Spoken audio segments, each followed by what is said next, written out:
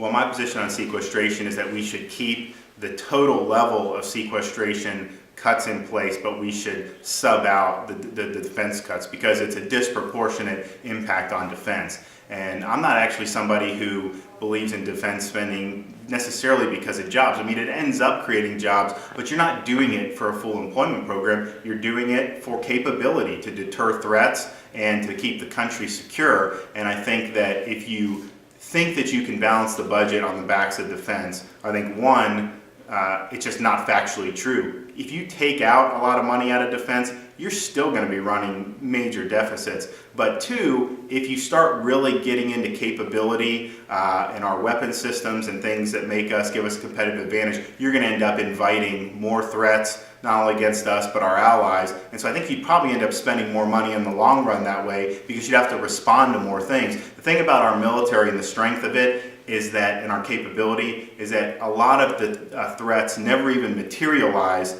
So we have, sometimes the average person will look at it and not really understand that had we not had these capabilities in place, we could have faced a whole plethora of new threats. But I'm also somebody who says, I'm a Reagan pro-defense Republican. For us to just say, you can never look at anything in the Pentagon, to me, I think is a mistake, because here we go around criticizing how these bureaucracies are ineffective with Obamacare, with all these other programs. The Pentagon is a bureaucracy too, and I do think that there is a sense that the bureaucracy does sap away from some of our readiness, and some of the money goes into red tape and other things that would be better served with the warfighter. I know Tom Coburn has said we need to audit the Pentagon. You actually are required to do it by law. We've never done it.